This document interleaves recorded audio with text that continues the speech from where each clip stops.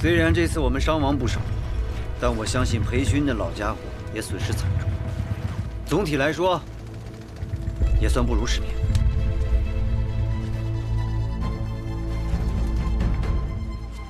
不辱使命。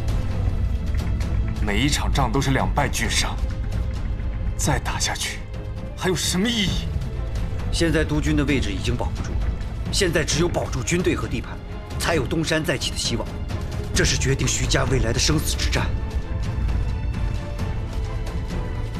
再这么打下去，不用别人来收我的兵权，我们的军队已经打光了。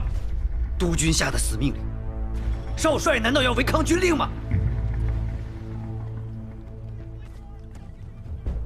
将在外，君命有所不受。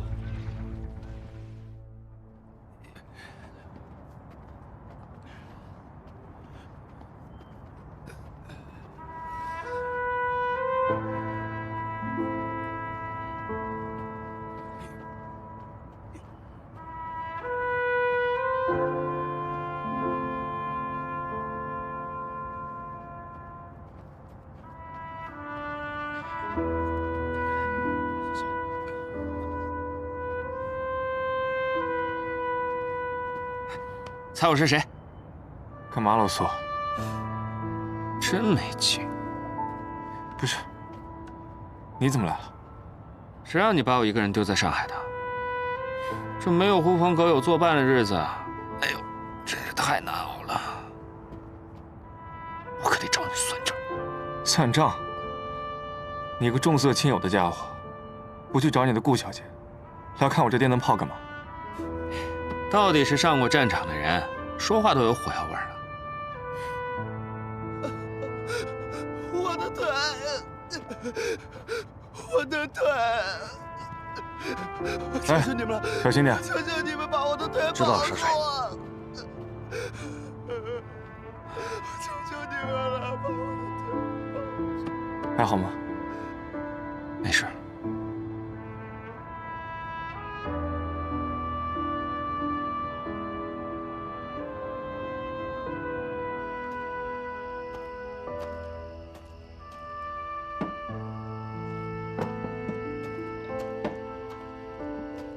我副帅派你来的。怎么，怕我抢你功劳啊？你不该来的。知道副帅为什么派你来劝我吗？你父亲都劝不回来的一头犟驴，除了我这个胜似亲兄弟的发小，还有谁能把你劝回去？这只是其一，更重要的是，你是苏督军的儿子，他想把你卷进来，就是想把苏家也拉下水。好逼裴家让步。你既然知道你父亲这么处心积虑，干脆跟我回去吧。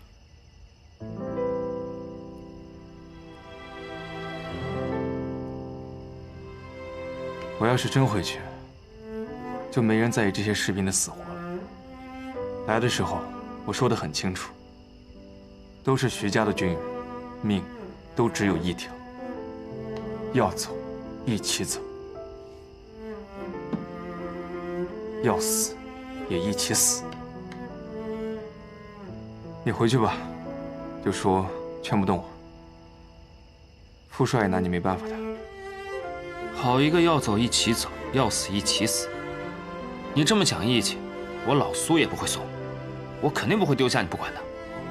你知不知道，你要是卷进来，就真的走不了了。我当然知道。逼裴家让步，你父亲想怎么逼裴家让步？裴勋想逼我副帅下野，交出军队。我副帅以保住徐家兵权为底线，坚决不肯交出军队。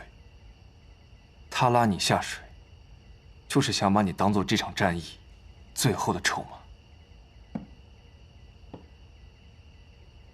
裴督军只要保住了徐家的军队，那这场仗大可不必打了。你想干什么？我既然已经在水里了，为了你，我也得扑腾点水花出来。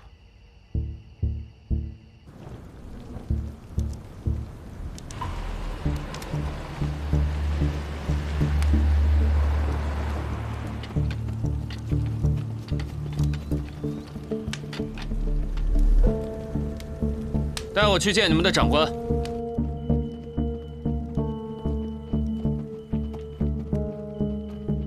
左参谋，这不是苏督军家的公子吗？没错，是我。没想到您还记得我呀？哼，怎么不记得？早前我给裴督军当副官的时候，你拉着我们家少帅逃学出去玩，害得我们家少帅可没少挨督军的鞭子。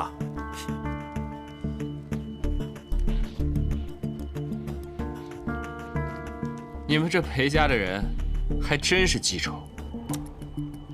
我说公子，这可是战场啊，你来干什么？徐公子和裴公子都是我最好的朋友，我呢，最不愿意看到的就是你们自相残杀。你们这样打下去，也不是个办法。要不，各退一步。哈，你是来给徐家做说客的呀？我这是调停，不是谁的说客。你们这仗多打一天，你们两边都得死人。徐督军下野，必须交出军权，这没得商量。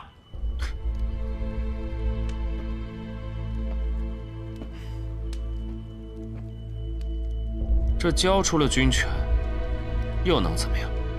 那些军队打散参列到你们队伍中，就不怕混进个奸细？这叫贪多瞧不烂。你们要是再打起来，我就往战场中间那么一站，我看你们谁敢开炮！你小子还想上战场啊？我这就给你绑了，送到你爹那儿去。谁敢动我？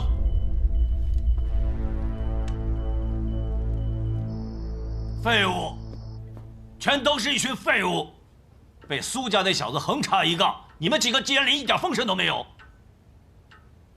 爹，息怒。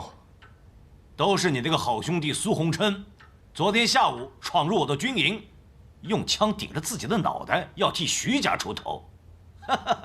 他算哪头算呢？啊！他如果不是苏家的人，谁会在乎他那条烂命？爹，是我不对。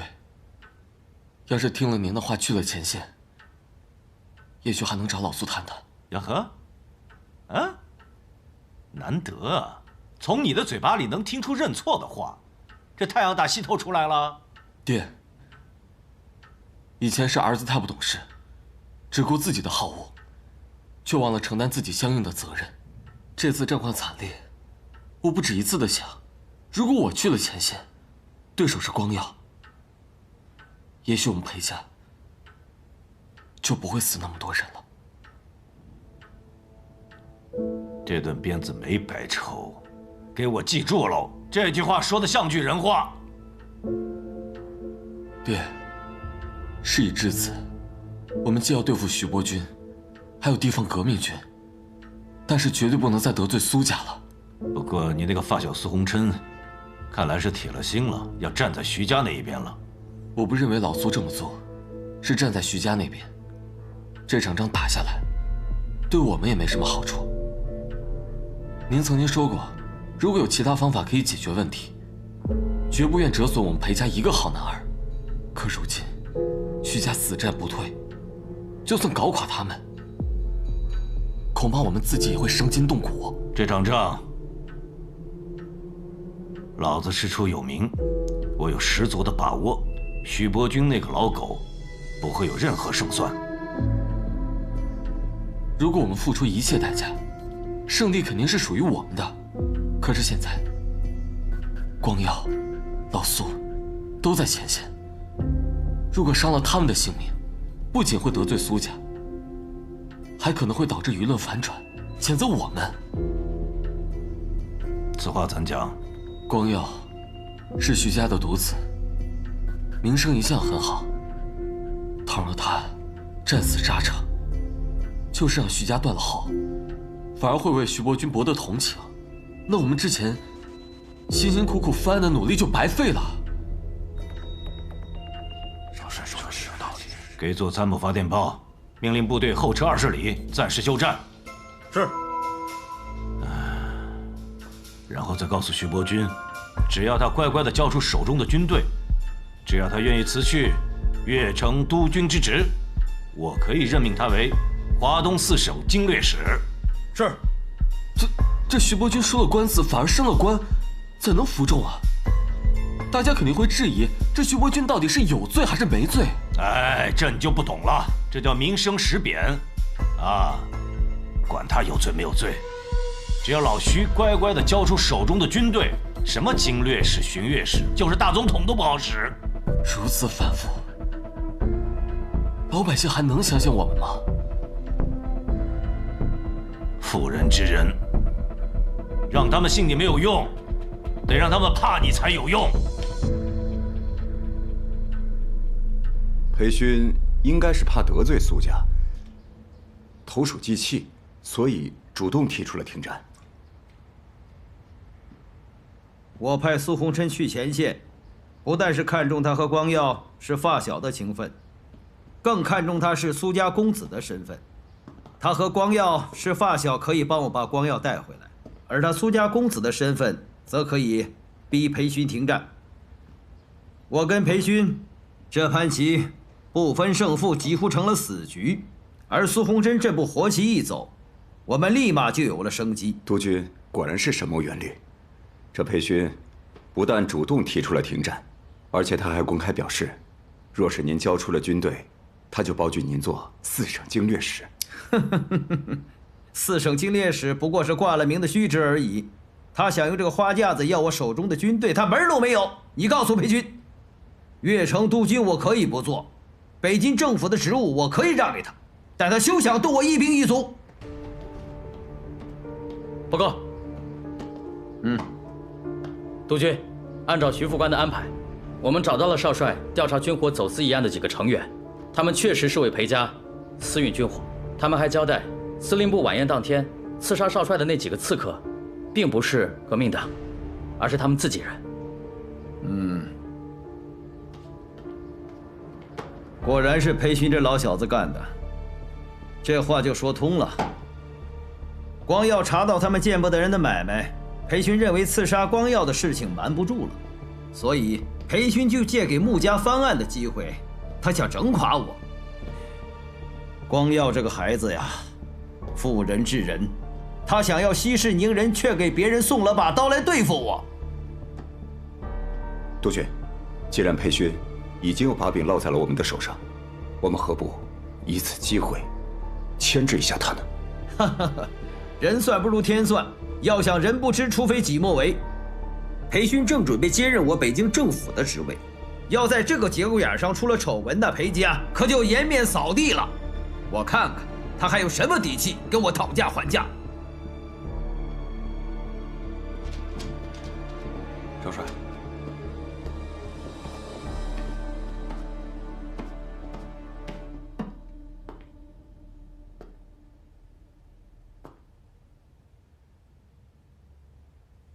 这是许伯钧寄来的钞票，他想用这些钱买回他的军队，看见了没有？你还说什么？说徐光耀一片好心瞒着徐伯钧，说什么他想息事宁人，想化干戈为玉帛，狗屁！真正到了生死攸关的时候，你才知道他们才是真正屁股坐着一溜炕爷的亲爷俩。爹，我错了，我不应该瞒着您的。徐伯钧现在手里攥着我们的把柄，他说如果我们答应放回他的军队，他就把这些事情烂在肚子里，否则的话全部公之于众。本来我想趁此机会打垮徐伯钧，现在倒好，到了这个节点上，他倒插住了老子的脖子。这叫什么？这就叫一招不慎，满盘皆输。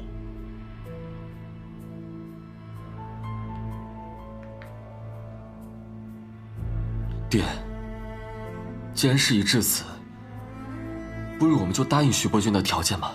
说得轻巧。你知道他的条件是什么吗？只是辞去乐昌督军和北京的职务，但是要保留他的军队。如果我答应了他，那他所谓的下野也就只是做做样子而已。爹，就算徐伯钧交了军队，您敢用吗？您不仅不敢用，还要调动大量的人力物力去防治他们、牵制他们。与其这样，还不如让他们回到原来的驻地，还能替我们抵挡革命军。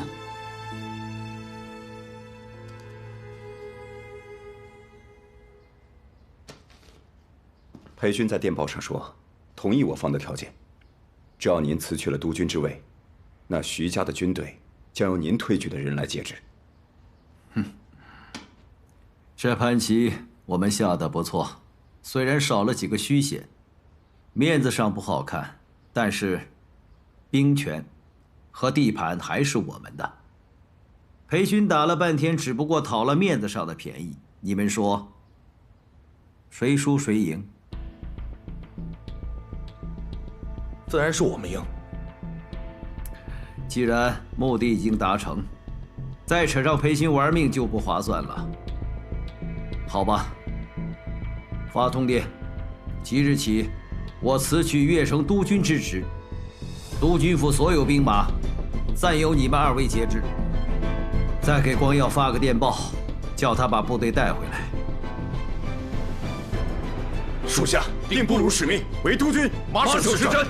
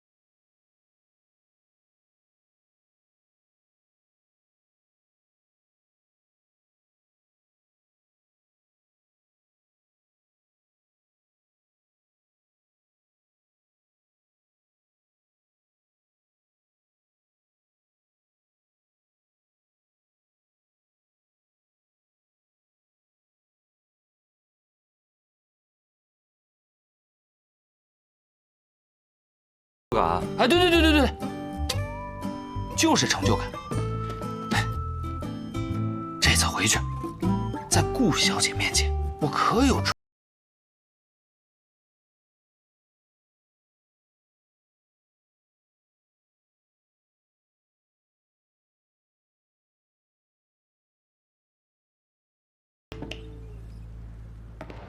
朋友，说实话，我这个游手好闲，原本打算吃喝玩乐了此一生的人，当我亲眼看到那些荒芜的土地、无人的村庄的时候，我这心里啊，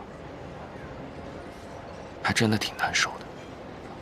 我终于能理解老裴为什么受军阀，还是不愿意上战场，也能理解你为什么无论如何都要和士兵们共进退了。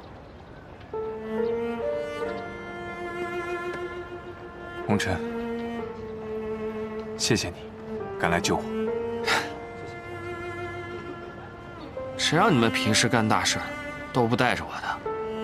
不过对我来说，兄弟就是大事。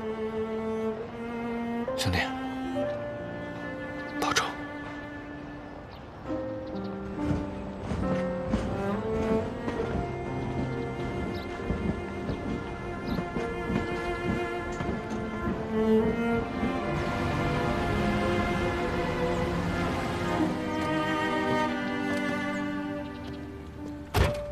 少帅，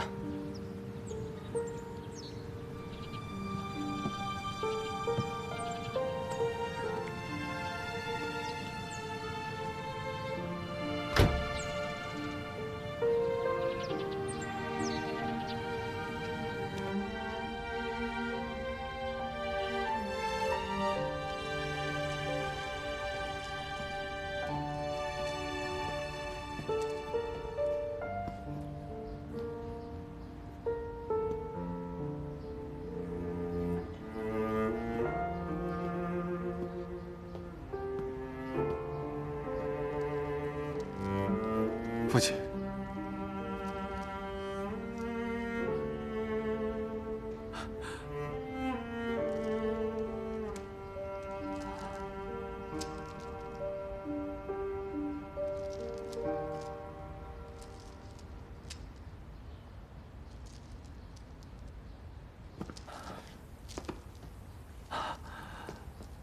父亲，儿子不是故意违抗您的命令。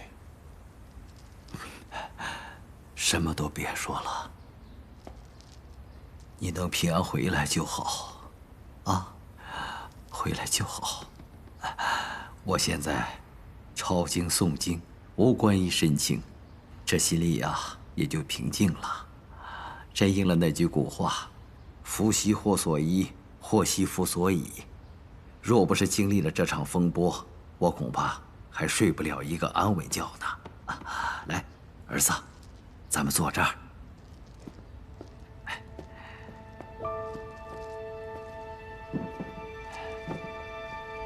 父亲，怎么突然信佛了？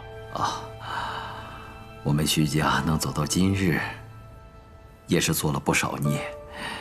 虽情非得已，但我这心中始终是有愧的。我每日诵经素食，以求忏悔，即便是得不到世人的原谅，也求个心安。父亲，您大半辈子都在争斗，殚精竭虑，夜不能寐。要是这次下野能让您回归平静，倒也是因祸得福啊。是啊。当我知道你被裴军围困的时候，我就在想，富贵权势都是过往云烟。如果能保我儿平安，别说这督军之位，就是要了我这条老命，我也愿意。父亲，你先早点歇息吧，我还得回房抄经呢。啊，哎，早点休息，啊。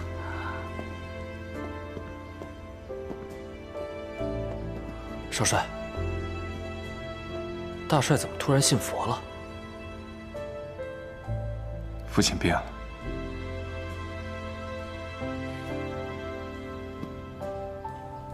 也许他并不是我想的那样。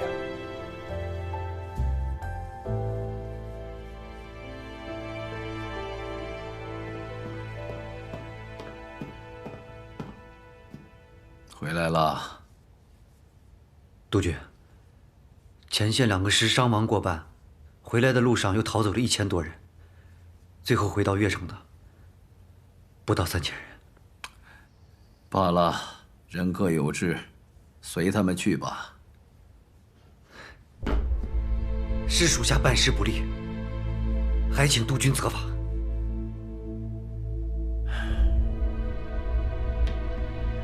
我责罚你干什么呀？大势所趋，非你一人之力所能挽回的。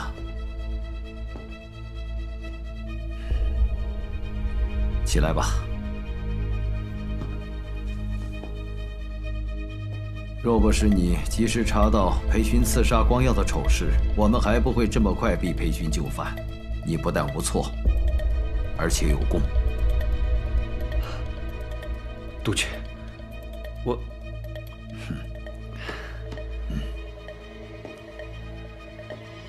我们这次一败涂地，罪魁祸首是他谭玄林。此人不除，我们永无宁日。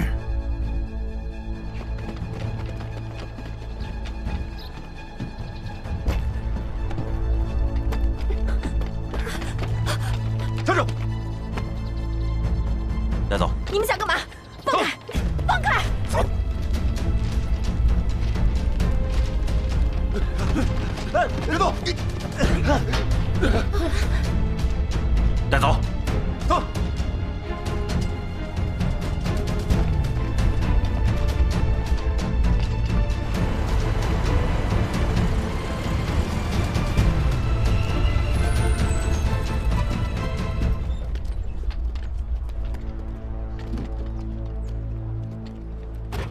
司令，吴副司令发来电报，说司令部查出了不少徐伯钧的奸细，火车站的几个人也抓起来了，现在还在继续排查当中。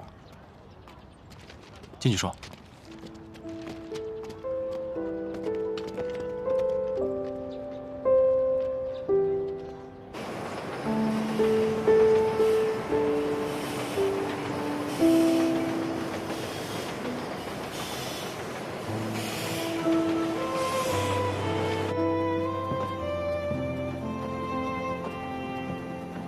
你俩在看什么？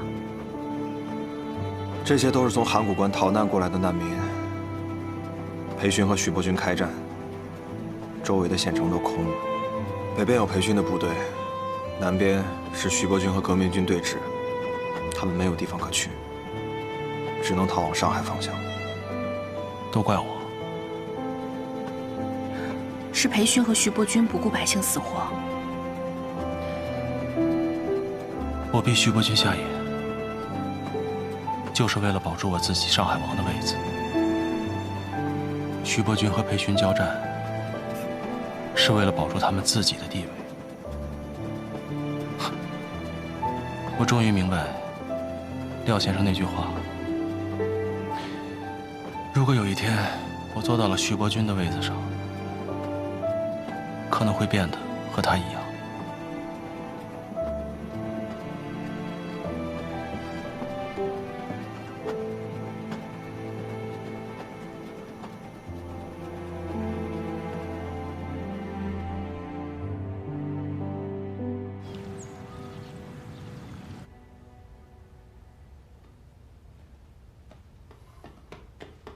哎呦，老爷，哎呀，医生让您卧床休息，您怎么起来了呀？孩子回来了，我要去接他。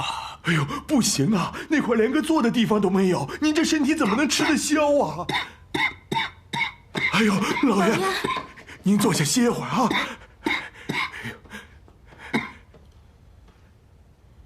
孩子一个人在外面出生入死，我没能帮得上忙。现在孩子凯旋了，我要去接他。老爷，您这……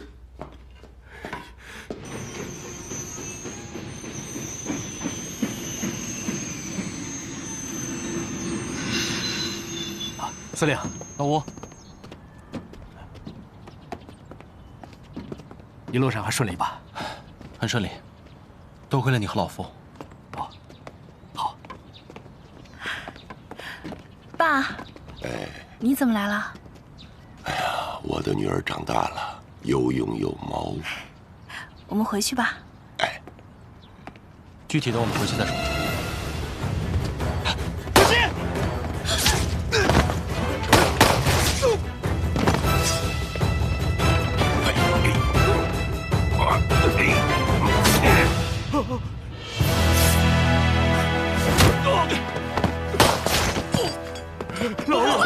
伯父，伯父，医生，叫医生，叫医生！伯父，呼吸，呼吸，呼吸，呼吸。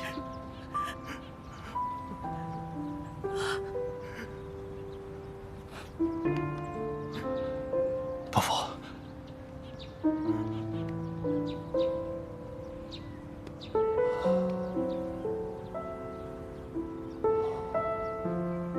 谭司令，伯父，我把婉清交给你了。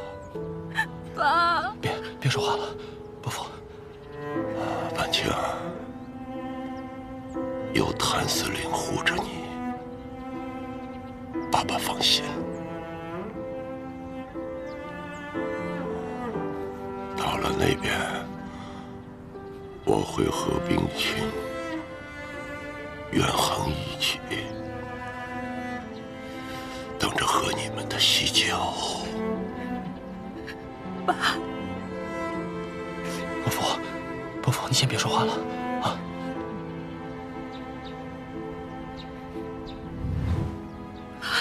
爸，老爷，爸，你醒醒吧！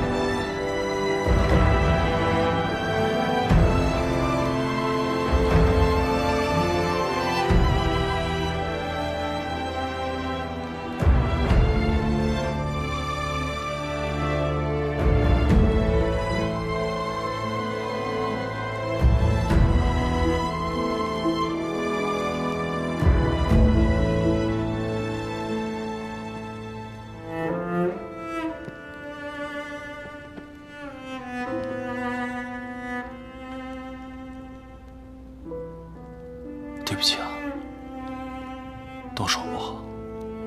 那2个刺客明明是冲我来的，可是没想到。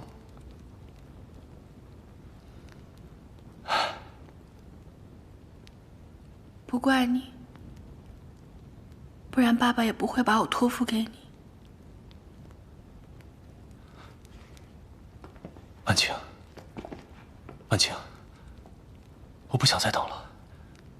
我想每时每刻都陪在你身边，保护你，照顾你，一刻都不让你离开我。我们结婚吧，完成你爸爸的遗愿，好吗？可是爸爸才刚走，我还在守孝。我知道，穆伯父的仇我一定会报。但是他也说了，在那边等着喝我们的喜酒。我们别让他等太久，好吗？司令，那个下人的身份已经查到了。谁？是越城人，应该是徐伯钧的手下。我就知道是他。在北京的时候有日本人护着，我就没干掉他。这次我一定要杀了他，我就杀了他！不是，司令，你干什么？我要去杀了他。他能乔装去北京，我就不能乔装去越城吗？这次我一定杀了他！哎，司令，你冷静点，穆老板已经死了，徐伯钧肯定有了防范。韩森，你给我滚开！今天谁拦我都不好使！不是，司令，司令，那杀了我之后呢？你还能活着回来吗？爸爸才把我托付给你，你现在自己就要去寻死。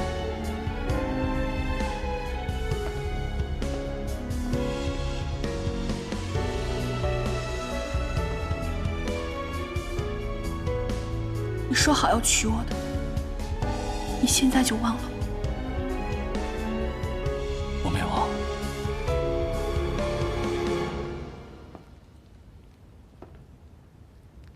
我在这个世界上只有你一个亲人了，要是你都不在了，我就什么都没有了。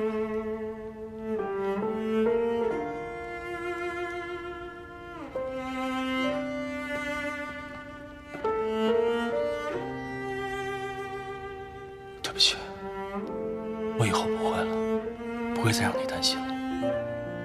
对不起。10年前的仇我们已经报了，这一次迟早也会报的。好。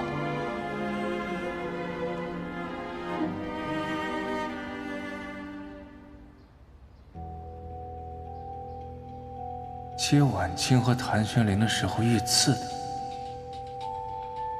这到底是怎么回事？少帅，你要的资料。徐远在吗？好几天没见着了。我们排查了穆家所有的下人，目前没有发现可疑的。看来只有婉清在外出的时候派人保护还是不够的，家里也不安全。让老夫挑几个靠谱的兵，进驻穆家，一定要保证婉清的安全。哦，对了，廖先生刚才来电话，他昨天已经从北京到达上海，就住在理查饭店。他说想约您抽空一起见个面。好，这次能扳倒徐伯钧，多亏廖先生帮忙。你帮我告诉他，我处理完穆家的事，立马去找他。哦，还有，香港那边来电话，说是穆婉婷买了回上海的船票，并且胳膊上还缠了黑纱，应该是要回来奔丧。我答应过闵大成，会关照他。如果他真的只是回来奔丧的话，不必为难他。这次本来很有希望得手，谁知穆老板横插一杠。穆志远这把老骨头，他知道自己活不了多长时间，所以他就一命换一命，想给穆婉清留个靠山。谭玄林这小子拿下了裴勋的委任状，又拿下了穆婉清，难不成这上海成了他一个人的天下？督军，您看我这次要不要亲自再去？不，谭玄林一定要除掉，但不能由你出手。我现在辞官下野，闭门思过，就是为了挽回我们徐家的声誉，以图东山再起。如果你这次失手，裴勋肯定会拿来大做文章，那就前功尽弃了。那我们就眼看着什么都不做。其实，还有一个人是最不希望看到谭学林得势的。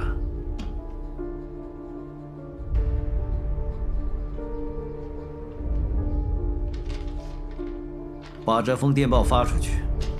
是。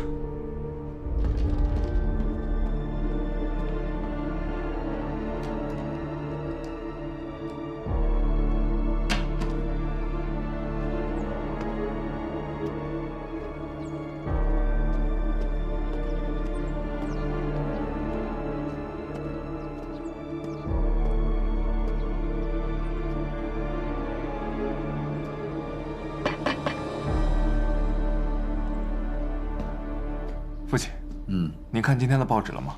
哦，正在看。没想到穆公遭此大劫。虽说穆远航之死是我无心之失，但是如今看到穆家人丁稀少，只靠一个孤女勉强支撑，我心中也是有愧呀。穆世伯早已将产业都交给了晚清打理，自己常居法源寺，每天吃斋念佛，与世无争。这个时候，谁会派人去刺杀他呀？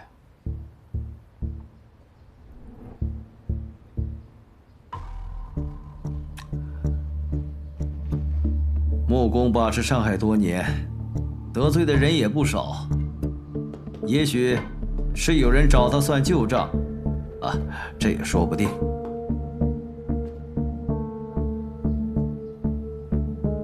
父亲怎么会想起抄经文呢？我曾经对不起穆家，只想抄几篇经文，以求心安。